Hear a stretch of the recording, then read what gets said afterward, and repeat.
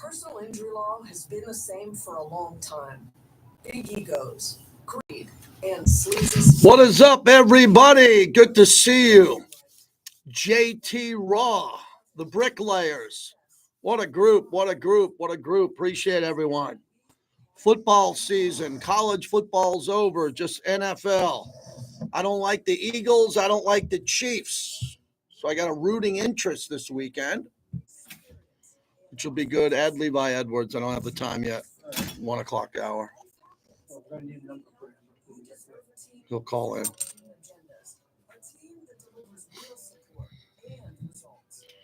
All right. I got that album of Brady something yesterday if you want.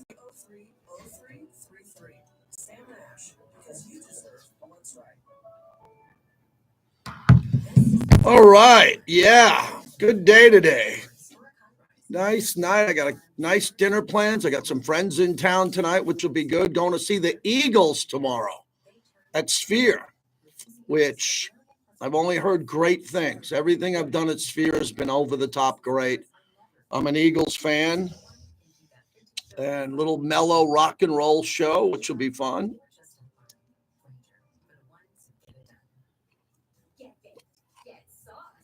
I'm still on that black coffee, nothing but black coffee before noon, whatever the hell that's doing for me. Doesn't feel like it's doing much, but nice to get rid of a bad meal in the morning. Let's see what Ian Rappaport has to say to start the show. Al Golden has been hired as the defensive coordinator for Cincinnati. Brian Schottenheimer seems to be the guy. Patrick Graham, Raider defensive coordinator, man. It's coming down to him maybe and Robert Saleh for the Jags gig. And no news on the Raiders. Quiet. Tough to do radio shows, Bobby, when it's quiet, man. There's not a lot happening. And you know my rule, when it's quiet, I get out of here. When it's quiet, I go golf, I go to Maui, I get the hell out of here. It's about that time. Amber Theo Harris today, who's very well versed in Raiders.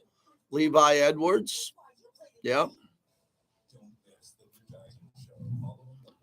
And I feel good in the hood. Out of the mean streets of Summerlin, and now here on West Flamingo today. Where the Raider Nation has come to sound off and react for over 20 years. It's the JT the Brick Show, broadcasting live from the Finley Cadillac Performance Studio. Raiders bring a blitz. He takes it off the middle, and he's wrapped up from behind. Max Crosby. Your silver and black home to sound off for over 25 years. Open at the 35, racing to the 20, 10, touchdown Raiders.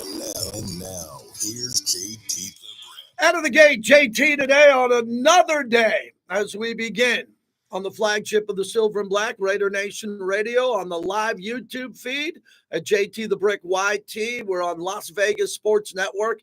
And, Bobby, we have an AM radio station. Do you ever hear those AM stations? We got one in Vegas, 920 AM. I used to be on the FM and the AM, but we're on the AM signal here in Vegas. So hopefully you can find me, you can hear me, because we love being on here every day. It's my 2-hour rant that I get to do every day. And if I get to do another show at night, it's a bonus. If not, but I was telling all of our viewers who are here before the show starts, because they get a good 4 or 5 minutes of what we're going to do before we start. When there's no news, I like to normally get out of here. This is when I like to kind of slide away to Maui for some golf, or I go skiing every year. I like to go skiing, get out of here. But I've been told to stay put. Do not go anywhere. Stay put. Because there could be some news coming down. When? I do not know. It doesn't seem like there's massive pressure on the Raiders to hire a coach today. They went out and got John Spytek. We love that name. That's going to be great for T-shirts. Spytek is here. I look forward to meeting him. He's the new general manager of the Silver and Black. And now Spytek's view, along with ownership, including Tom Brady, makes the decision coming up here on the head coach. And that's the focus of the monologue. Who's going to be the head coach? Anybody? Bueller? Anybody? Pete Carroll. Well, that's what the show's about, Bobby. You just yelled Pete Carroll, and they were able to pick that up. I'd like Pete Carroll. Todd Monken's a name that I'm very intrigued with now because I think an interview request went out to him. I'm wondering why he's not around or what the process is. Not concerned.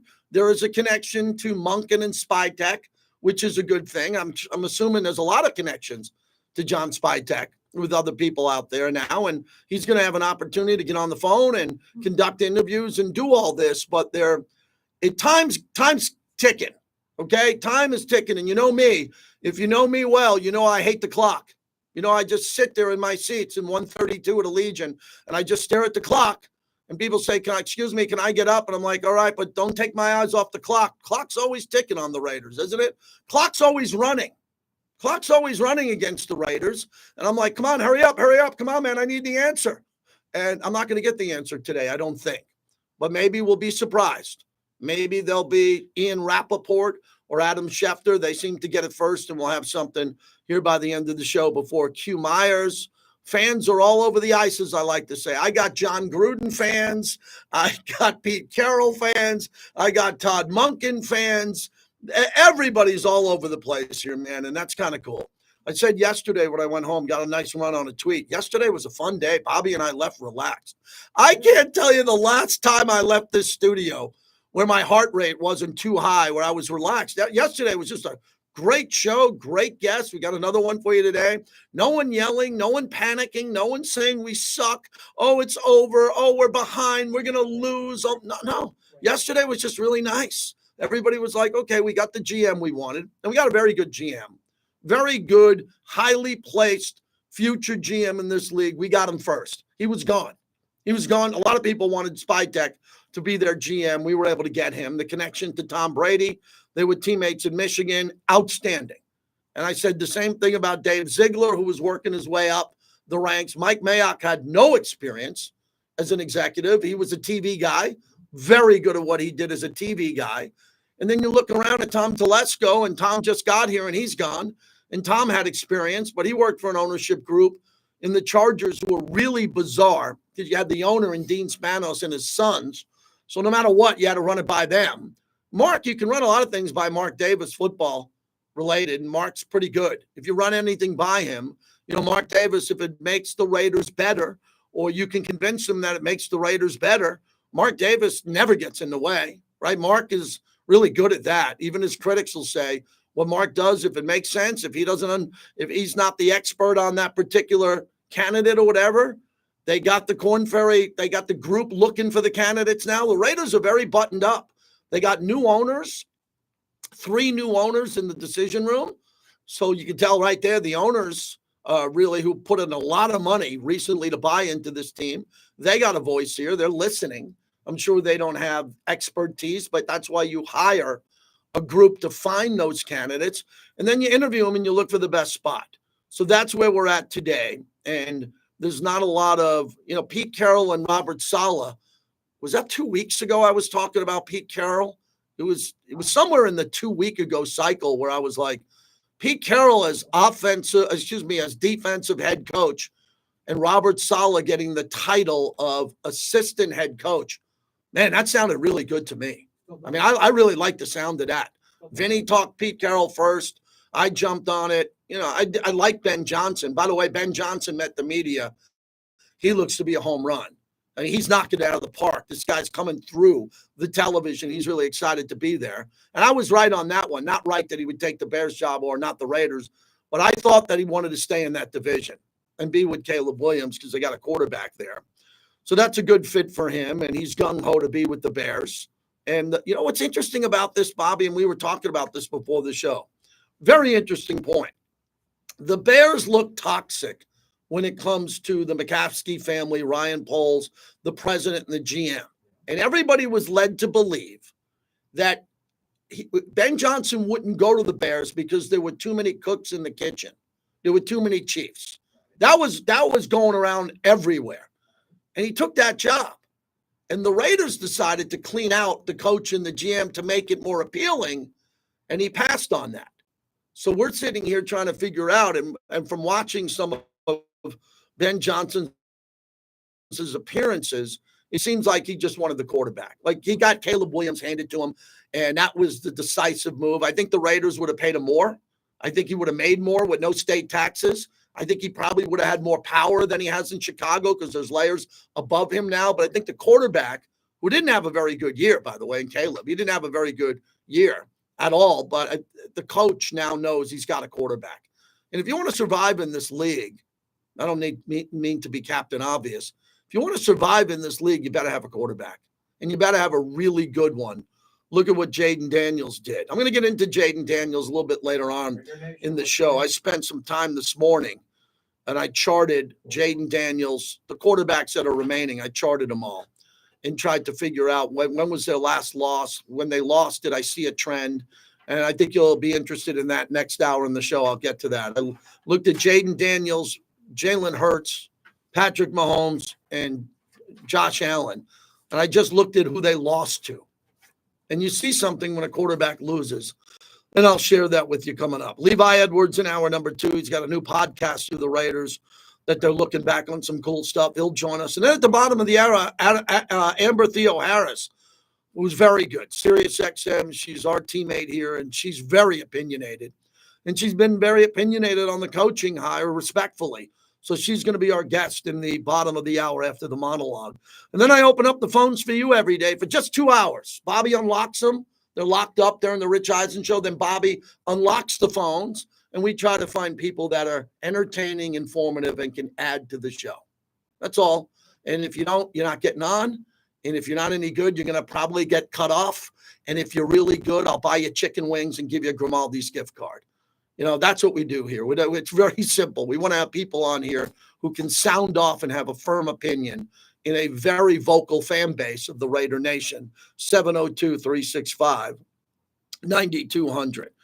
So with Spy Tech, there's some podcasts out about him that I listened to one. There's some information. We had TJ Reeves on yesterday. We're going to cut that up and play a little of it tomorrow. He was fantastic inside the Buccaneers, and everything seems to be pretty good with him and the Tom Brady connection and how he builds through the draft and free agency. What I like about John Spytek, from what I'm seeing, is they have a culture of the players that they want, a history of the drafts that he's been a part of, where they want to have the linebacker, they want to have the linebacker and the offensive lineman. When was the last time we had a linebacker around here other than Spillane? When was the last time we had a linebacker between Spillane and Beakert? Tampa Bay, all they do is have linebackers who go sideline to sideline and hit people and throw them out of bounds, and the ball goes flying up in the air. I'd like to get one of those guys here this year. I'm sick and tired about hearing about linebacker athletes on this team. Athletes on this team who can run, play, look like Tarzan, play like Jane. I need someone in here who can tackle. And Robert Spillane can do that, but he's got to be signed. So I think the Spy Tech regime on finding a corner, tackling sideline to sideline out, and an offensive line help is really the key to this. So here's something interesting I talked to someone again about today. This Jackson Dart quarterback out of Ole Miss seems to be someone I'm very interested in now all of a sudden. So he's the type of quarterback that the Moxie, he played high school football with JPJ over here. So he knows him, and he's the type of player that Jackson Dart, his numbers are really, really, really good. 4,279 yards, 70% completion, 29 touchdowns, 6 interceptions, 10.75 yards per attempt. Doesn't run it bad. Ran for 500 yards. And he worked under Lane Kiffin, former Raiders head coach and elite offensive coordinator, for a couple of years. So I said to myself, I was having a conversation, and a good buddy of mine said, just go get him. I said, what do you mean? I said, I'm not going to say anything, go get him. We got a new GM. He's never met me. We haven't had lunch yet in the cafeteria. I'm not going on the record saying that just yet. He says, no, you're missing my point. Go get him. I said, well, we have the number 6 pick. Said, I don't care. And this is when the conversation got good. Someone I highly respect said, enough of this trying to figure out where the quarterback is. Go take him. I said, man, Jackson Dart at number 6? Is that a little bit high? And they said, hell no, it's not high. If it turns out he's going to be a great quarterback, you got to get him because he won't be available at 13, 17, 18, 22, 29, 34. Lamar Jackson was the last pick in the first round. How would you like to go back in the hot tub time machine and take Lamar Jackson 1, not wait to the end of the first round where they ended up getting him? So I said, man, that could give me a little quarterback conversation today on a Thursday. But the conversation was based in well-intentions because of Michael Penix Jr., who the Raiders might have been interested in or not. Whoever made the decisions are gone. And the Raiders could have traded up and got Michael Penix Jr. They could have. I think the Raiders hit a home run by not getting a quarterback because they couldn't get Jaden Daniels and Caleb. Those were the two. Drake May wasn't available. So the only thing you can criticize the Raiders on and Tom Telesco was not moving up to get Bo Nix. And I don't think Sean Payton was going to allow that because Sean Payton was ahead of the Raiders. And if he got wind of that, he would have moved up.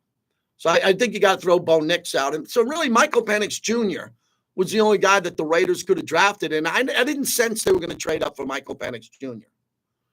What if you can get Jackson Dart and you can get him at 6? Well, you got the 6th pick. There it is. Do you take him or not? Well, you got much bigger needs. You need a starting cornerback. Well, you're probably right. Jack Jones, Jacorian Bennett. I don't know the future of Jack. Jack's a good player. Jacorian better be here for a while. He better be good. We got him salary cap protected. But today I thought I'd mix it up a little bit because we don't know what the GM's going to do. So now we can play because we know who the GM is and we have a little bit of understanding about what he was able to do. So would that GM be interested in his first ever draft pick as GM of the Raiders? Oh my God, that is tough because we've had people who've taken Henry Ruggs, right? Dave Ziegler's first ever pick was Dylan Parham because we didn't have a first and second for who? Devontae, the chicken quesadilla guy in the Ridges, right? We didn't have a first or second round pick, but we got Dylan Parham.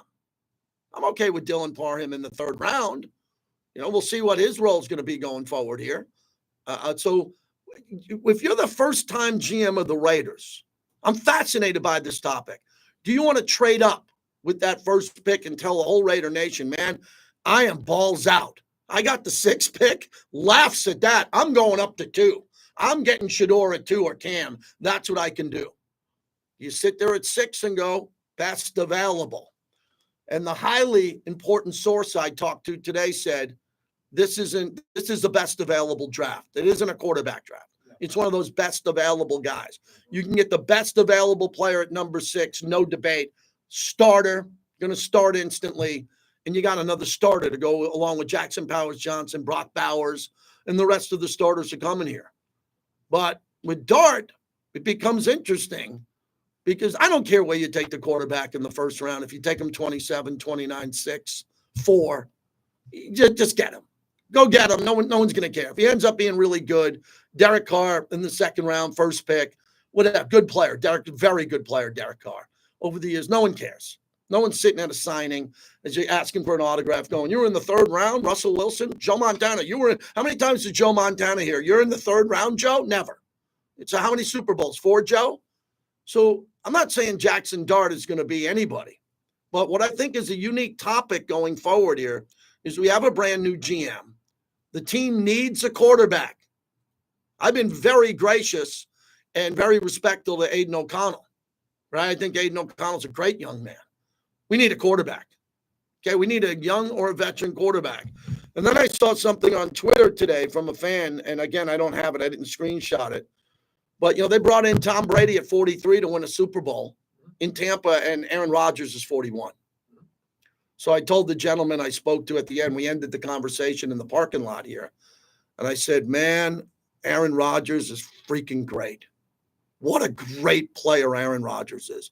The Jets were so dysfunctional this year. Did he have something to do with that? Yes, he definitely did. He stirred the pot. But, man, at the end of the year, he looked like Russell Wilson the year before in Denver. Remember at the end of the year, you guys didn't want Russell Wilson? You're yelling at me. Russ isn't. Why? What? Because Shakira's not, she can't do a residency. She's only a lounge act. You didn't want Russ?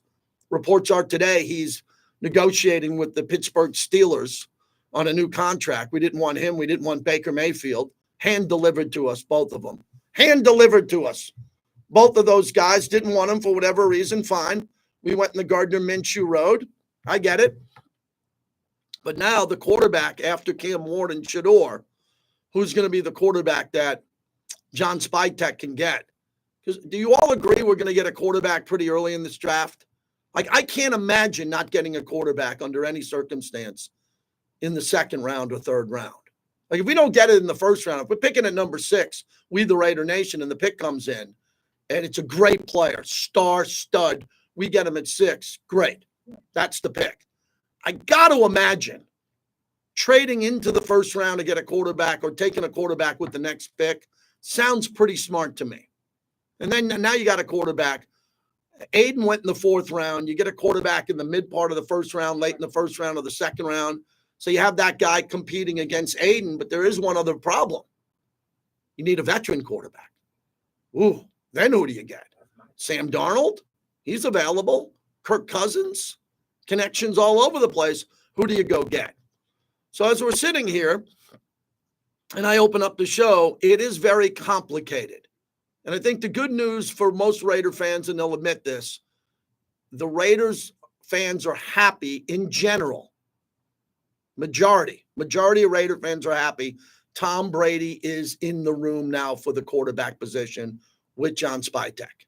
Those two guys are going to have their separate dinners, their separate meetings. I don't know if John plays golf or not or what Brady's going to do, and they're going to talk about the quarterback. And you should be pretty happy that Tom Brady's got his eyeballs on this quarterback pick for the Raiders.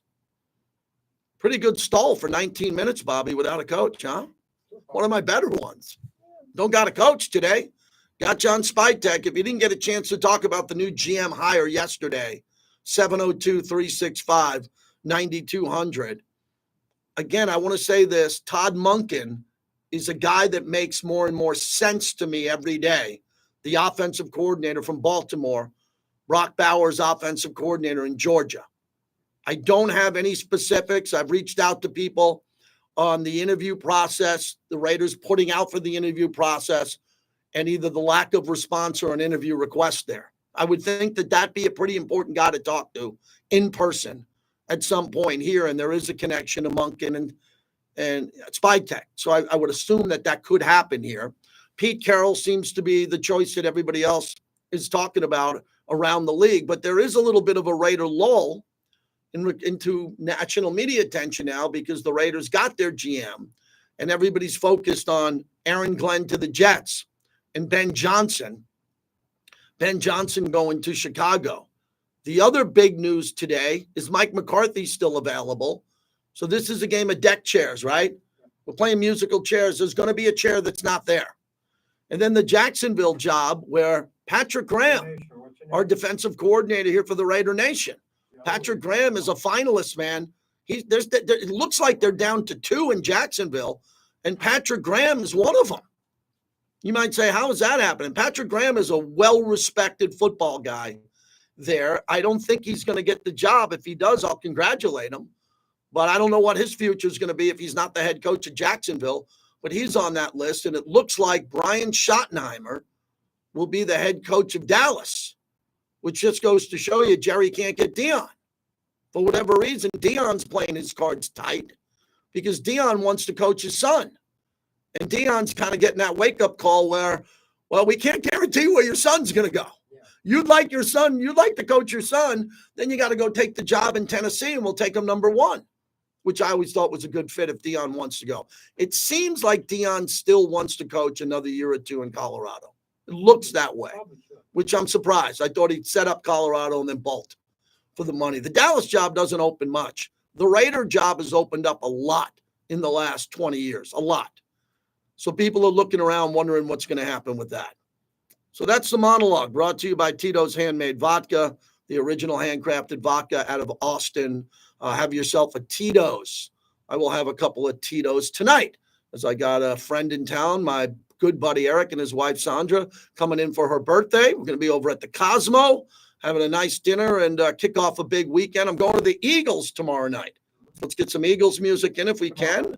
Looking forward to that. Going to Sphere to see anything is great, so I'm going to go see the Eagles that way, and then that's about it. We'll see how the weekend plays out. Got a long show on Saturday, a 4-hour show Saturday on Mad Dog, and then we'll find out who's playing in the Super Bowl. I just talked to Q about Super Bowl, and we're heading down to New Orleans with the big crew. We're going to have a bunch of people down there, and we'll do what we always do.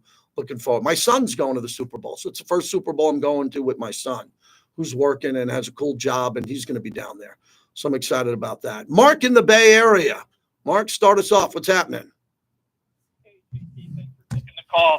I want to talk head coaching search, but before I do, Jackson Dart, man, I've been talking about this guy for weeks, and you got the wheels turning because I was thinking if you traded back into the end of the first, but boy, number 6, he reminds me of 2016 Derek Carr before Derek Carr got hurt. I really like the kid a lot, but I do want to talk about head coach search. That's mainly why I called in, is they were all in on Ben Johnson, and, my thing is, you wanted the young, creative, offensive mind. I say, why change course? There's some really good candidates out there. Cohen, Brady, Joe Brady. Yeah, Joe Brady. And then Monk, and like you've been talking about, let's throw in one more name. I mean, McCarthy is definitely a good offensive mind. So I hope they stick with that game plan that they were originally seeking. And, those are just some of my thoughts. Thank you, Mark. Appreciate it. Opens up a line for someone else. It's not hard. It's a good phone call. He likes offensive head coaches. And one of the things we've been talking about and debating on this show, I love the Pete Carroll aspect that he beat all these guys a bunch of times. I love that. I love that topic. I could sit at a bar, at the corner of a bar with a Modelo and talk 4 hours about that. That Pete Carroll would at least look Andy Reid in the eye and go, I beat you a bunch. I beat you Harbaugh a bunch. Oh, and Sean, I beaten you a bunch. You might have remembered when we used to beat you when you were in New Orleans and I was in Seattle. I love that. I love someone walking, because Antonio Pierce walked out of that tunnel very confident. Man, we're going to miss him. He was a good guy, was good to me, come out of that tunnel, and he would slap everyone on the back and have everybody ready to play. Pete Carroll's the same type of guy, but Pete has got victories that way. And then if you want to go young, play caller, because I'm about to say it, this place needs an overhaul on offense. Brock Bowers gave us an amazing year with guys like Gardner Minshew and Aiden O'Connell at quarterback, and he broke every bleeping record in Raider history.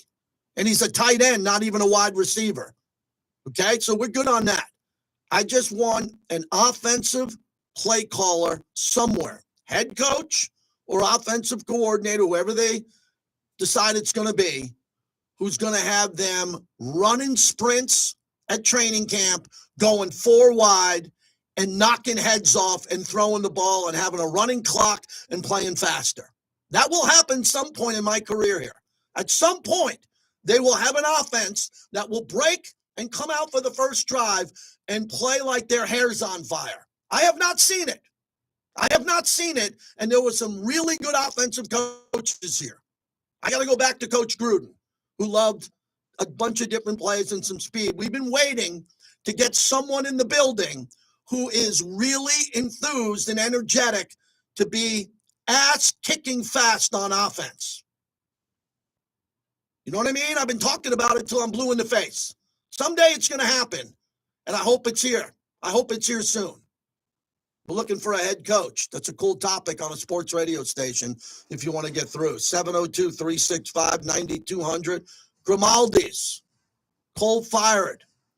The pizza's fantastic. It's the best I've ever had. Everybody says, come try my pizza, JT. I'll try your pie. I'll go try your pizza. I like pizza. But consistently the best, Grimaldi's is the best pizza I've ever had. They got 4 locations here in the Valley. So go check it out. Grimaldi's, proud partner of our show. Man, a 26-minute one, man. That was kind of like what would you call that, Bobby? An aggressive stall. Let's get to the guests. Let's get to the calls. Crush the like button. Crush the like button, please. It takes you less than 3 seconds. Just hit that big thumbs up. Morning tailgate, weekdays at 7 a.m. on Raider Nation Radio, 920 a.m. Raider Nation, what's your name? Yes, sir. Fools trying to get a quarterback on the cheap. Take Dart at 6. Wow, Big D. Look at Big D. Dart at 6. I might even be a believer, too, that that's a bit high for Dart. That is a bit high. Need a number. For who? She's calling us. Oh, okay. Personal injury law, where things are done the right way, with integrity, experience, and authenticity. We're champions for the underdog. Life happens, and when you need help, you deserve a team without hidden agendas. A team that delivers real support and results. When you have both, Raider Nation. your whole world can change. So if you've been hurt in a Hey, crash, Mike, hold call on. Sam and Ash, 702-303-0333. Sam and Ash, because you deserve what's right. Dart is not worth a second, let alone a first. CGR, how could you say that a kid big and strong, a gunslinger, isn't worth anything? How the F would you know if that young man is worth to go higher or lower? Like, how many Ole Miss games did you watch? Did you watch Derek Carr play at Fresno State? Probably not. I mean, did you watch Aiden O'Connell play at Purdue? I would doubt you didn't watch one snap of Aiden O'Connell. And now you're saying, watch the tape. What am I going to see on the tape that you saw? What am I going to see? Bad footwork, reckless with the ball. They're in college. Have you watched Cam Ward on tape? I have. Cam Ward throwing the ball all over the place. Shador eating up that, come on. I mean, I get it. I appreciate the opinion. But, I mean, some of you people are just cracking me up. You want someone in the 4th round. He's not going to be there in the 4th round. Not going to be there in the 2nd round. They're going to go get him. Someone's going to trade and get him. What about Will Levis? Someone could look at that for me. What was the difference between Will Levis and Jackson Dart? Levis went pretty high out of Kentucky. They played in the same conference. Was Will Levis better than Jackson Dart? I don't know. AOC did break records at Purdue. He did. Enjoying exercise, and who would have believed Mark Patrick hypnosis really works? It's amazing. I can breathe again, my blood pressure went down, and I've got so much energy. And look great. Join Mark Patrick's hypnosis seminar and lose the weight and stop smoking. So I confirmed today to be the MC, Bobby, of the Raider Cruise. 7 nights out of LA to Cabo, Mazatlan, Puerto Vallarta with Raider alumni. Some cool alumni, too. Some of the guys I like the most. Reggie Kinlaw, Swervin Mervin, Jacoby Ford.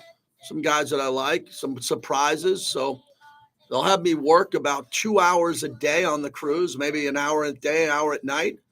And I'm going to go cruising. And how about this for JT trivia? I've never been on a cruise in my life. Never been on a cruise. I've avoided cruises because I like to be on land and I like to golf and I like to be in a beautiful, cool place. But I'm going to go on my first cruise, the Raider Cruise. Amber? And this is going to be Jacoby Myers' touchdown.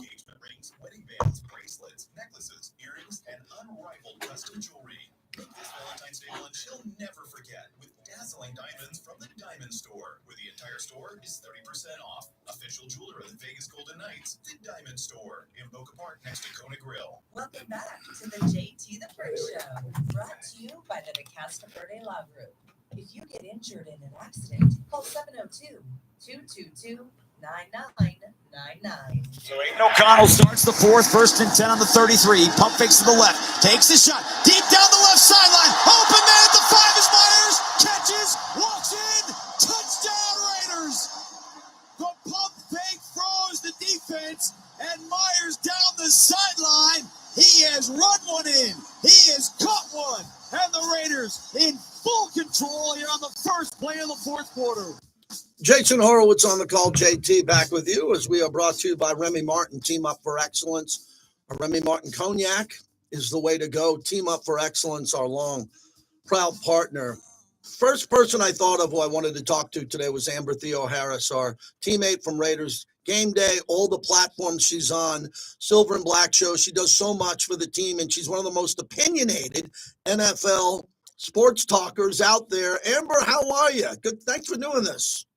Of course, JT, whenever you call, of course I'm going to do it. How are you? I appreciate it. I envisioned us, if we were in Manhattan Beach or Hermosa, having a beverage, talking about Raider coaching hires. You've been very opinionated throughout the course of the year. When the Raiders have a loss, it was a 10-game losing streak. As much as we both liked AP, there were games where they just weren't aggressive enough. They didn't do this or that. Now they're looking for a coach, and Ben Johnson is off the table. What do you think about the hunt to try to get Ben Johnson? I don't know if they lost him, but he did choose Chicago. What's your reaction? I think it was going to be difficult to get Ben Johnson. He was a favorite in the coaching search last year and decided to stay with the Lions, thought he had a chance of getting a championship and went back. And so I knew that he would be heavily pursued in the 2025 coaching cycle, and that's exactly what happened. And, if you stand back and you're Ben Johnson and you look at the options that are in front of him and the teams that are available, really the Bears was the most enticing because he believes in Caleb Williams. They have a quarterback in place. And I think that was maybe one of the things with the Raiders that's difficult. Now, some coaches want to come in and say, I want to pick my guy, right? Mm-hmm. But some people might be looking at this draft, JT, and saying, I don't know if I see it in this draft. And I don't know if I see my guy in the current free agent crop that's about to be free agents in March. So I think he liked Caleb Williams, thought that was a good situation to walk into, and he chose it over the Raiders. I think it's as simple as that. And I can see why. If he liked Caleb Williams, the coach has to go with the quarterback. Look at all the teams in the playoffs. Premier quarterbacks, premier coaches. That's what you need to win in the NFL. So what about the topic of clearing out the GM and the coach to make it more appealing to the candidate? It seemed like that was a big Ben Johnson topic. And would that be important to Pete Carroll if Monken is a guy that's interviewed down the road and wants it? How important do you think the clean slate is for the candidate coming in? I think it's the only reason that Tom Telesco was let go, because I'll be pretty vocal. I think Tom Telesco did a great job here. He nailed his first draft and only draft with the Raiders, and we saw, there were certain games where you had 6-7 rookies out there playing, and those were all Tom Telesco picks.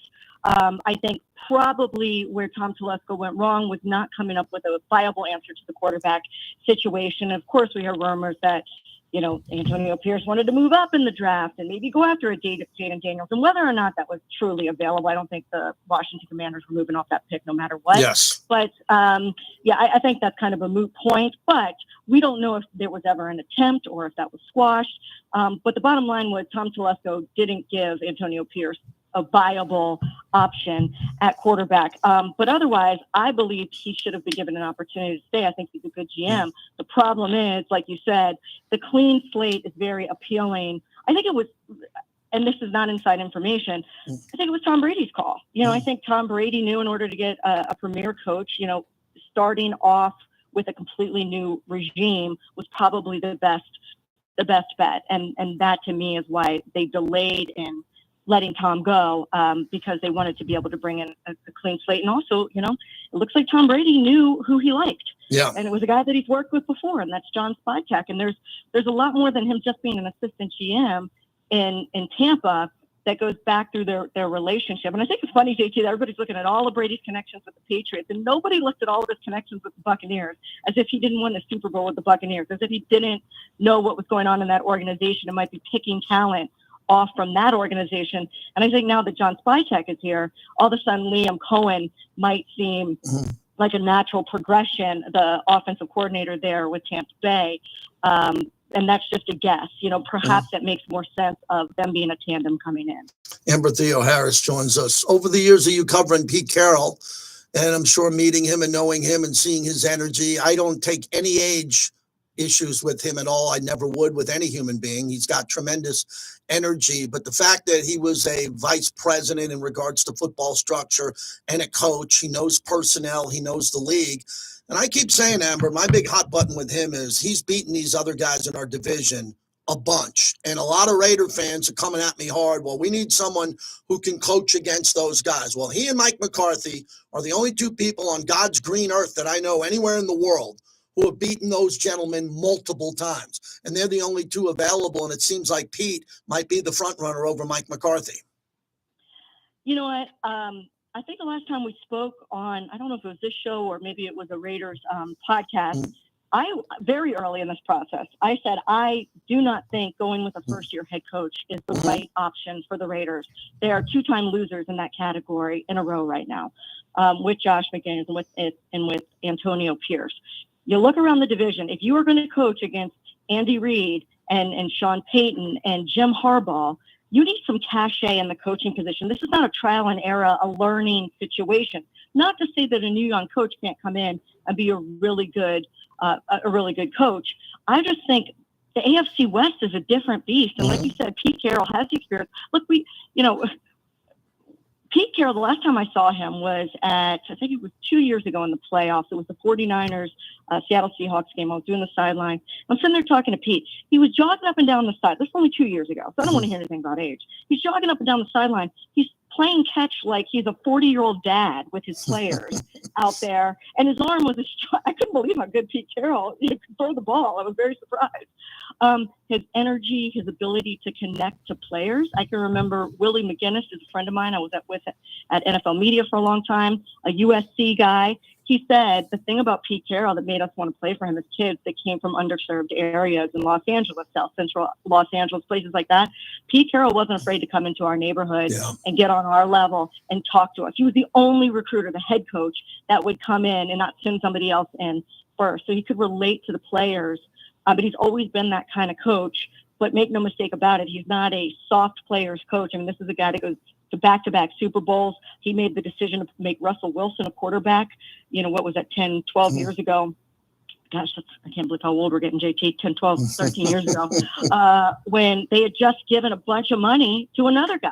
And Pete said in training camp, you know what, no. This guy Russell Wilson's going to be something, and darned if he wasn't. So he knows how to identify quarterback talent. He knows how to develop it, and I think he can hang with the cachet of coaching in the AFC West. Amber, John Spytek has won 2 Super Bowls as part of a staff and a team in Denver and Tampa Bay. And I believe both quarterbacks were over 40. Brady was well over 40. I think that's a really unique topic here because he's had success with Peyton Manning winning a Super Bowl and a great one in Tom Brady. Aaron Rodgers is out there. There are veterans. Sam Darnold isn't as old. He's a veteran there. We both have a lot of respect for Aiden O'Connell. We work with him, and he's there, salary cap protected on a rookie deal. But where are you leaning towards? Because I opened up the show with Jackson Dart. If you like him, would you take him early? You can't trade back and hope to get anybody because trading back is too risky.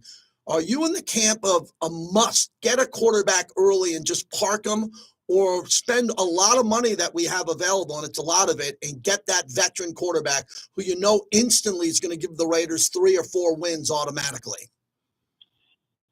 That's a tough one, JT, and I haven't really started because we're still getting ready. I'm getting ready for the AFC Championship game and then Pro Bowl and then Super Bowl. Haven't done all of my draft research, to be honest with you, of how I really feel watching deep film about the quarterback candidates. I do think that I do think that a Shador or Cam will be available at 6. I do but that's not a good thing. That's showing that other teams that need quarterbacks might be looking at that tape and not convinced that either of those guys are the ones. And that's just kind of what I'm hearing from draft experts that I'm friends with. So I don't know if the guy is in the draft. I do think that, like you said, I mean, look, it's a no-brainer to bring Tom Brady in. So I don't know if I'd give John Spytek, so much credit for that. You bring the greatest in of all time. Believe he still has some in the tank. That's not like a really super risky move. But I do believe in his ability. I mean, look at things that he's done. Look at Bucky Irvin, right? Like a pick like that in the 7th round. I think you got to look at those kind of picks to say if he's a good talent evaluator. If you have a great coach like Kevin O'Connell, you can bring in a Sam Darnold and have some success. So I don't know if I can look at the free agent candidates. I worry about Aaron Rodgers, to be honest. I mean, just seeing him in the last couple of games, it just doesn't look like he has it. And then all the drama that comes along with him. I don't know if that would be good for a young locker room right now. But I do look at the candidates, and I think with the right coach, you could bring the right person in and maybe have some success. But the bottom line is one of those free agent 40 whatever year old quarterbacks, and Sam Darnold's much younger, isn't your answer long term. At some point, they have to draft the guy of the future. All of the teams in the playoffs drafted their guy. I mean, that are left, they drafted their guy. And that's just the reality. Like, rarely do you take a free agent quarterback to the Super Bowl. So look at it that way. They've got to find it at some point. Amber Theo Harris. Last one, my wife and I lived in Sherman Oaks for 10 years, and we were watching the Santa Clarita fire last night on an ABC feed, and we talked about, the Pacific Palisades and everything that's happening there. You're living there. You have family there. What has it been like? Because now I'm seeing maps of the 405 to the 5, the Sepulveda Pass. The fires got down to the ocean. I mean, that is mind-blowing that fires can get to the ocean at Malibu and then go through canyons all throughout Los Angeles County. How's it been over the last couple of weeks, just navigating a life, a job, a family, and your friends? What's it been like? Well, thanks for asking, JT. I mean, my family's okay. We're about 15 miles south of the fires, but we had ash all over our cars. We had my kids have really suffered from coughs and headaches. All of us, the air quality is not great. But it's been kind of apocalyptic of a feeling here in LA. And I don't think the outside world is really recognizing this for being one of the greatest natural disasters in our nation's history in a long time. It has displaced tens of thousands, of people. The damage will never be replaced. A lot of those people were uninsured. People don't realize California is a very difficult place to get home insurance because of the natural disaster risk. So a lot of these people were dropped by their insurance companies for fire coverage, and that's really what's devastating. We have, as a community, I've reached out to organizations to try to get sports equipment for some of these kids. We're trying to get them back to some normalcy by playing some games again. But it's just devastating. I have friends that have lost everything in the fire, and I want to give a quick shout out. And I know, Las Vegas Fire Department really has a lot of respect and love for the LA Fire Department. My friend Kristen Crowley is the chief fire, and she's been the woman that you've seen stand up there. She took heat for telling the truth about, they were undertrained, their budget was cut. And I just want to give a shout out to her. I talked to her the other day. Our daughters were in a tournament. She's exhausted. She hasn't seen her kids. She's giving everything she's got. So shout out to the LA Fire Department and those people that have nothing to do with politics, that really are just out there trying to save lives and are giving everything they have for LA. Pray for those people because they're wonderful people. That's for sure. I'm happy everything's getting better, and I hope it gets better coming up here. I know you're on standby like I am, so I hope to talk to you sooner than later. I have a feeling it'll be probably pretty quick here.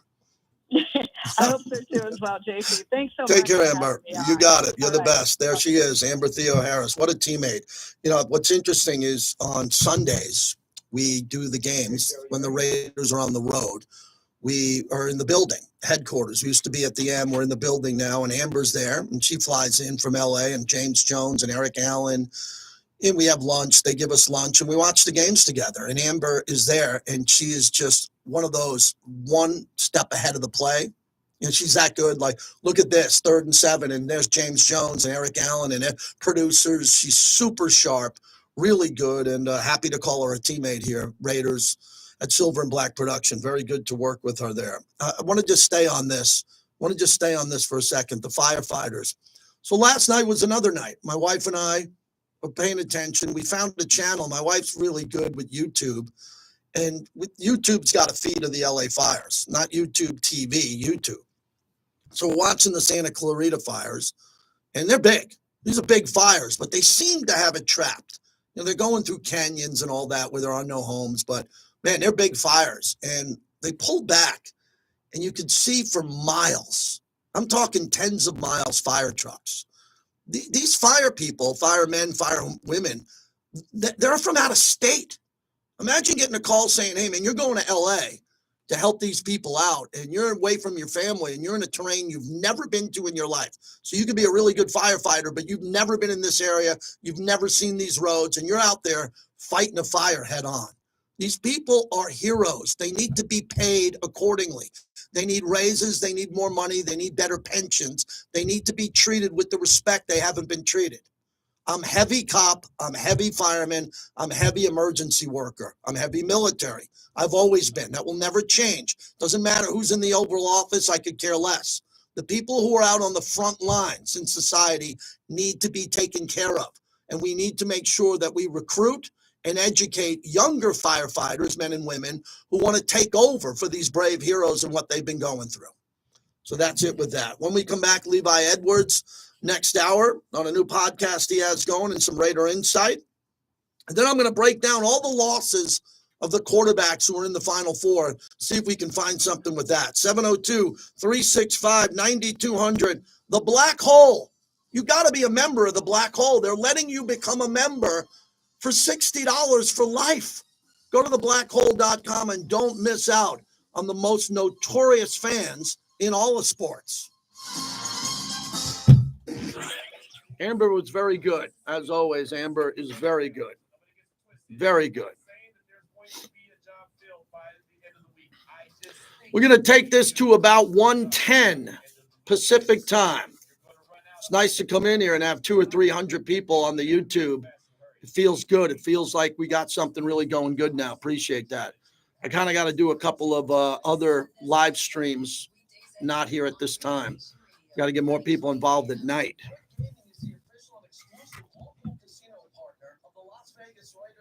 So I keep checking the insiders on every break, Ian Rappaport, and to see what's happening with those guys to see.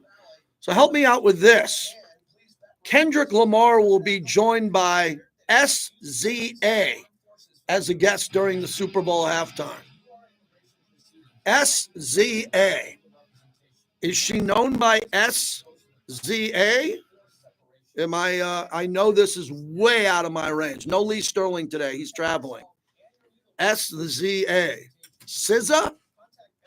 All right. I know you're going to mock me. Power forward for Oklahoma City? I don't know. As a matter of fact, I can say that I've never heard of SZA. So I don't know. That's your Super Bowl.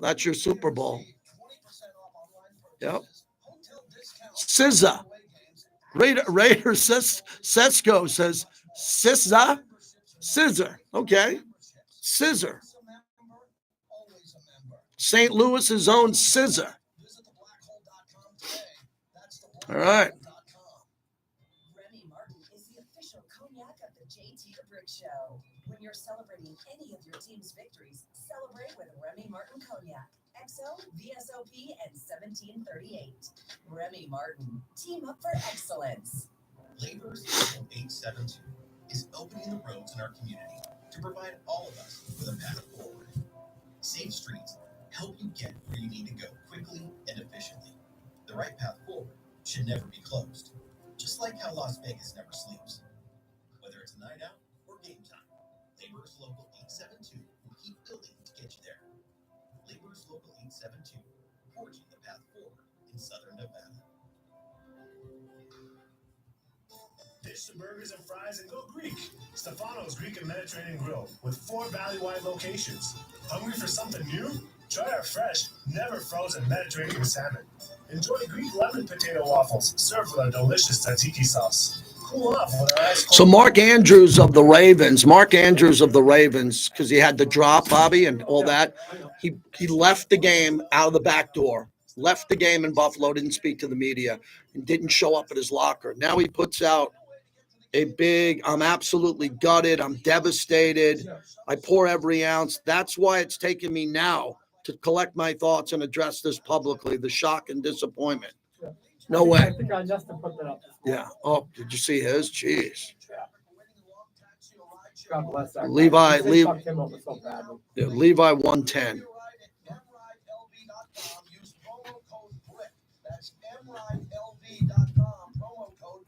When you open a CCCU bonus checking account, you earn 5.1. I'm gonna have him call us. It's easy because when they call us, they're usually on a landline. Yeah, that works. You know. Madison CD run, we got about 4 minutes. Okay. We'll do another mini monologue. You have the Albert Breer on the Raiders. I didn't know that we had that. All right, let's throw to that. We got Joe in West Virginia still. Thank you.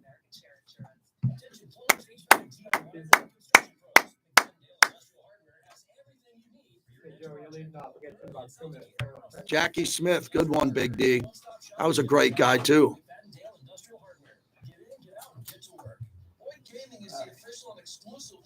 I think my son came in here and cleaned some of this up today. Did the JT Baller show up in here? Was he kind of cleaning up some shenanigans? Welcome back to the JT the Brick Show. Brought to you by Comisario Tequila, the official tequila of the JT the Brick Show. First and goal, they're right on the doorstep. Mitch using the shotgun with Madison to his left. They spot the ball. He hikes. He hands. Madison up the middle. He leans. Touchdown Raiders. Alexander Madison with a 1-yard touchdown run through the middle of the defense. The Raiders capitalize on the pick by Spillane, and they are right in this game with 2:36 to go in the third. Jason Horowitz on the call. JT back with you. Brought to you by La Casa Cigars and Lounge. Live music, live music. Go there and check out the live music. And Mike is putting on one heck of a show there. There is breaking news. Mark Andrews of the Baltimore Ravens, who dropped the ball, the 2-point conversion, and also fumbled in the game. He has finally addressed the media.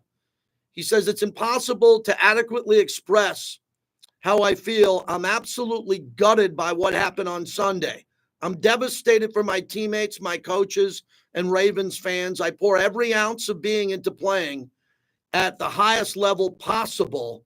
That is why it's taken until now to collect my thoughts and address this publicly, even though the shock and disappointment are unlike anything I've ever felt before.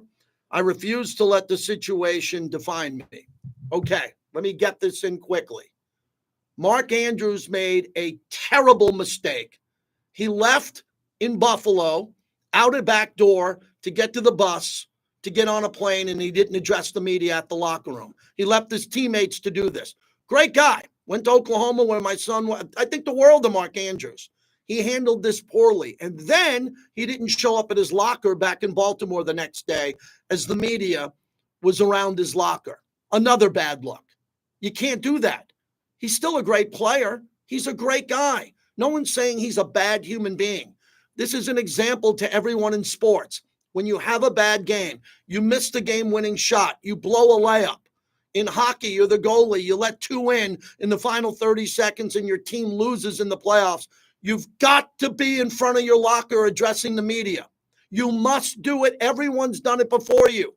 You don't want to be the guy that everybody says, man, he left through the back door. Oh, my God, he didn't show up at the locker today. Where is he? We know he's crushed. It's devastating. He's a good guy. You have to be accountable in sports when you're making millions of dollars. He's one of the highest paid tight ends to ever live. You have to be at your locker addressing it. It's going to be painful. It's going to suck. And this is the hometown press. Remember, we're not talking about the national media. There would have been some national media in Buffalo. I'm talking about the hometown press in Baltimore who covers them every day. And you don't show up for them and then you put it out on Instagram?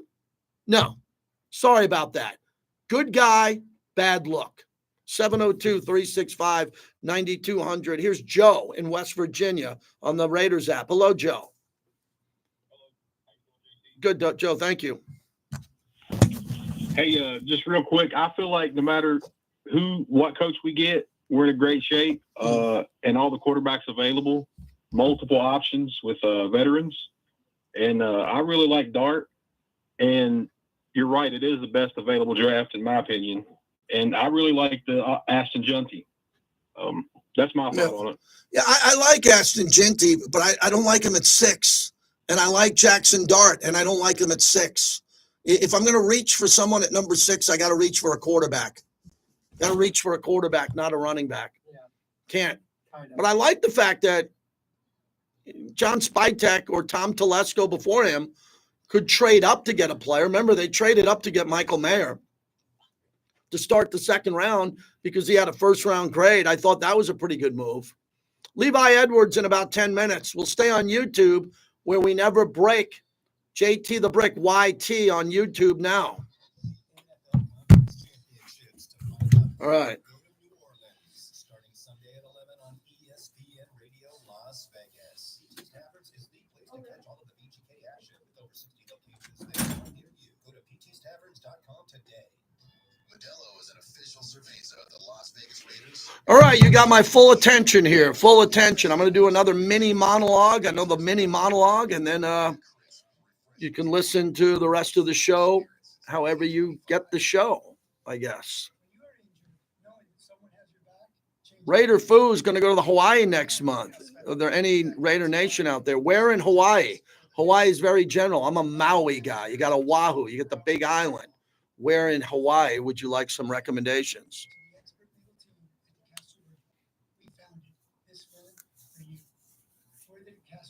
Yeah, I'm feeling good about the GM signing. I felt good about all the other GM signings too. I'd like this guy to make it happen.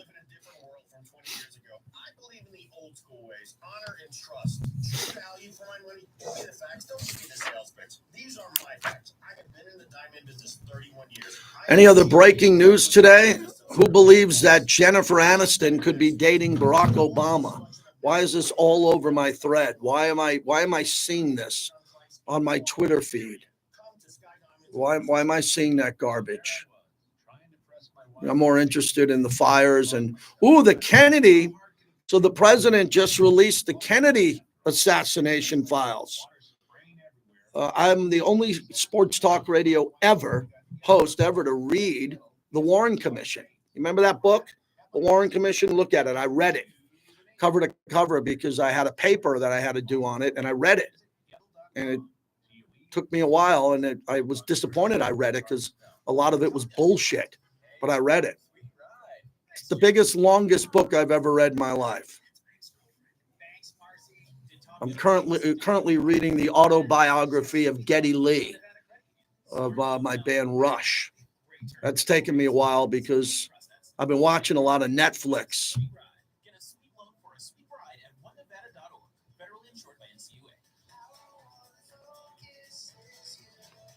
Yep.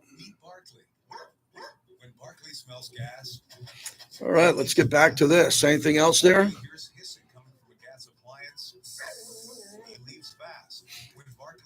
Well, I mean, if Jennifer Aniston fell in love with Barack Obama and they fell in love, nothing Big D can stop true love. But yeah, just amazing.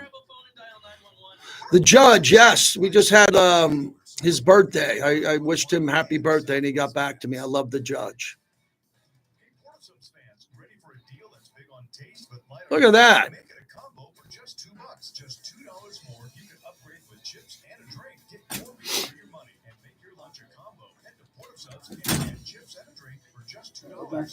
Yeah, Led Zeppelin I would put as the number one band of all time. I don't have a problem with that. Bobby, I would have to put the Beatles over Led Zeppelin. People say rock. The Beatles were rock and roll. They invented rock and roll after Elvis. You can't put the Beatles. You can't put the Beatles in any other category other than rock and roll. You're not putting them in metal, okay? Pop? Stop. Sgt. Pepper's pop, please. The White Album pop. Hold your hand. She loves you. Want me to keep going? I've never heard you say the Beatles are pop. What's that pop? Are you kidding me? They were pop before the Bay City Rollers. Pop is Justin Timberlake is pop. That's okay. Evolution. That's 60 years of evolution, dude. Would you put Elvis? The Beatles, the Stones, the Hermits, things like that. Where would you put Elvis? Rock. Yeah. What he was, I mean, for that era. Actually, if you all look at it, he'd be much more of a freaking blues country kind of guy. It's the JT the Brick Show.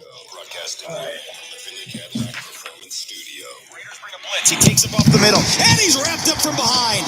Max Crosby. Your silver and black home to sound off for over 20 years. Over to the 35, racing to the 20, 10, touchdown Raiders. And now, here's JT the Brick. JT back with you. Hour number 2 of the show. Man, are we flying today? We are flying. Hope you're joining us and having fun. We just had an interesting debate, if you want to say that. Interesting debate. Bobby and we were having it on our YouTube feed here during the break. We said, everyone knows I'm a Rush fan. I saw Rush 54 times and all of that. And I would say this. We were talking about someone asked me who's the greatest rock band of all time. And they said, was it Led Zeppelin? And I said, yeah, but I said, the Beatles. The Beatles are the greatest rock band of all time. I mean, that's a fact. With the Beatles are the number. And Bobby said the Beatles are pop. And I almost fell out of my chair. I said, wait a second. The Beatles are pop. I'm like, I think that, Justin Timberlake's pop. It's something like that. And then Bobby and I were going back and forth on this. But, there's metal, because we both like metal. You love it more than me. Right. And there's rock. There's hard rock, which I like. There's progressive rock. Rock. There's classic rock. But then you have the Beatles. And then you have Led Zeppelin. So you would put Led Zeppelin in the hard rock category or metal? Hard rock. Hard rock. So I wouldn't put, obviously, the Beatles in hard rock. No. So, but you put the Beatles in pop. Absolutely. Because you got to remember the era, okay? 1964, the Beatles, the Stones, the Yardbirds, the Hermits. Those were all pop bands. They were all on the cover of Tiger Beat and 16 magazine. They weren't rock bands. But the White Album and Sgt. Pepper's is not pop. 5 years later. Okay. Evolution. So you're talking original Beatles was pop rock. Absolutely. No question. You're a wizard when it comes to, how would you describe Lemmy? What category is Lemmy in? Lemmy is God. Lemmy is God. Hey, I got that out of Bobby. Hour number 2, Levi Edwards going to join us in a few moments if you want to get through. I didn't get a chance to play this sound. This is Albert Breer, someone who knows the Raiders well, very well connected. He's now working on that Thursday Amazon package. And I believe he's on with Rich Eisen, right? This was on with Rich Eisen, who comes on before us on the Raiders search. Yeah, so, I think Tom Brady's personal relationships are a factor here. One thing that I did here was not to rule out Pete Carroll or Steve Spagnuolo, because Brady has respect for them, having gone up against them, having played against them. Obviously, he's competed on a Super Bowl stage against each of those guys. Spagnuolo with the Giants way back when, and then obviously, against Pete Carroll in Super Bowl 49, I think it was, right? Mm-hmm. So there's that. I also think that there's a connection on the GM side that could influence where they go with the coach. And there's a guy who's the assistant GM of the Buccaneers. His name's John Spytek. He was actually briefly a Michigan teammate of Brady's, but that's not really the foundation of their relationship. They spent a year together. Brady was the starting quarterback. Spytek was on the scout team. You remember, Rich, the famous Tuesday meetings that Brady would have with Belichick and later Nick Caserio, mm-hmm. right? Mm-hmm. Where they would sit down, they would go through the opponent chapter and verse, and here's what we're going to do going forward this week. Well, John Spytek was the one that ran those meetings for Brady in Tampa. And so for the 3 years that Brady was a Tampa Bay Buccaneer, every Tuesday he was sitting down, and John Spytek and a guy named Rob McCartney were doing the advanced scouting report for Tom.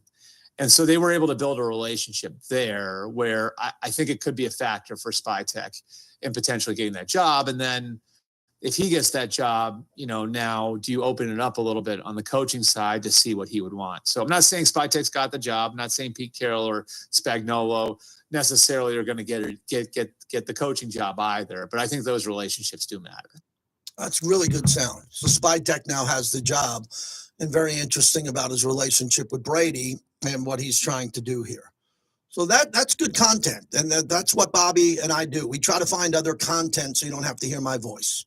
I don't want to hear me as much as I have to talk. So I want to hear what other people have to say. And we try to pick that sound, and we try to use the best of it. Tom Brady yesterday was on Fox. We played a bit of that. So we're trying to figure out who John Spytek is before we meet him. I didn't know Tom Telesco well. Then Tom got the job. He reached out to me. We were in the building. We got to know each other. Dave Ziegler, same thing. You get a chance to meet people, and then you have an impression of them. And I hope everybody understands first impressions in football are usually really good. You meet someone for the first time. You saw Ben Johnson. I want to get to this sound. Ben Johnson met the media today in Chicago. He doesn't know any of these guys. Doesn't know anybody. But he went in there gung-ho, rah, rah, rah, ready to go because he's the head coach of the Bears. First impression I thought was big for Ben Johnson because Caleb Williams is the reason he made the call. played a large component into my decision. He is a phenomenal talent that had, as many quarterbacks do, an up and down rookie year. That's all you need to know now on why he didn't come to the Raiders. That's the soundbite. It's not a knock on Aiden O'Connell. Aiden O'Connell was taken in the 4th round. Caleb was taken 1. Imagine being able to be a head coach. Watch this for a second. Think of this, please. Imagine being a head coach and you're getting a quarterback who was taken number 1 the year before. That's remarkable. Like, you didn't have to be a part of, like, if you're a head coach now, whoever, say it's Pete Carroll, if it's Todd Monken, whoever the coach is going to be, Steve Spagnuolo, we don't know who the Raider coach is going to be. And imagine if they took over the Raiders and they had a number 1 pick in the draft at quarterback a year ago. That's impossible, because the guy who drafted the quarterback number 1 a year ago is probably going to keep his job. So the fact that Chicago handed Ben Johnson a number 1 pick overall, a Heisman Trophy winner. Wow. Oh, and this is the other thing I want to get to here quickly. A couple of people have asked me, and I want to address this. What happens if Cliff Kingsbury becomes the head coach of the Raiders? Could he potentially be the head coach of the Raiders? Possibly, yeah. He's already been a head coach, and he's had success in Arizona. And Arizona is a unique situation. The fan base, ownership, all that. It is not a perfect scenario. And Cliff Kingsbury's already been a head coach in this league. And he's worked with Lincoln Riley, and he's worked with great quarterbacks going back to Texas Tech. If you look at Mahomes, if you look at the structure of the quarterbacks, Kyler Murray, can you imagine working with Kyler Murray? He's one of my favorite quarterbacks in the league. So Kingsbury is in play. I don't know if he's in play for the Raiders, but in order to talk to him, you have to wait until Washington is eliminated. Could that be a reason why certain teams haven't made a hiring today? Not only the Raiders, New Orleans, right? Dallas. Who would you rather have if you're Dallas? Brian Schottenheimer or Cliff Kingsbury? To me, it's Cliff Kingsbury. But maybe Dallas knows that he's not going to leave Jaden Daniels. Now, Ben Johnson didn't leave last year to coach Jaden Daniels. Oh, boy. What happened there? Ben Johnson was going to be the head coach of the Commanders, turned him down. And they had Jaden Daniels getting ready to play for them, turned him down. So that's it. He gets Caleb Williams, which might be really sharp. But when it comes to Cliff Kingsbury, is he a viable candidate? Hell yeah, from multiple teams. So don't just clip me and say, JT the Brick on Raider Nation Radio said Cliff Kingsbury. No, I'm saying a couple of teams. Whoever has a coaching opening here should look at Cliff Kingsbury, but you got to get him to leave Jaden Daniels. Got to get him to leave him. Would you? I think these coordinators now have a really cool spot. Yeah. Like Cohen in Tampa. Like, you can go, look, I'm going to head coach. This team wants me. I'll stay and be your coordinator if you give me another $1.5 million. That's pretty cool. Like, if you're Cliff Kingsbury, do you want to live in Vegas on a mountaintop in great weather looking down at the facility in Henderson? Or do you want to live in the nation's capital in D.C. and be there in somewhere outside Virginia commuting to work with a snowsuit on? Well, if you're going to get $4 million more a year, you do it for $4 million. But if you can stay and be a coordinator and get a raise, I think that's a trend that we're going to see here. So I'm excited to talk about the head coaches. I didn't expect anything today. The thing that I'm sniffing around with a little bit is Todd Monken. He's just starting to look like a better candidate by the minute. And I'm wondering what Baltimore is doing or what he's doing and what the process is like, because he's a candidate that makes a lot of sense also as an offensive mind and someone connected to Brock Bowers and someone that you can connect to John Spytek. And we hope to get John Spytek on the radio as soon as he settles in here. Levi Edwards is settled in at Raiders headquarters, and we'll wait for everything to be official before we put Levi on the spot with John Spytek. But Levi, let's jump in. You're already doing some draft analysis I'm seeing here, and I know you go to the Senior Bowl. What's your schedule looking like? Well, Senior Bowl is still up in the air. Obviously, we're going to send a couple of scouts and a couple of player personnel people there. I will not be attending that event as far as I know right now at the moment. Just with everything still kind of up in the air with our general manager and head coach and things of that nature. But I definitely will be at the combine in late February, and I'm really looking forward to really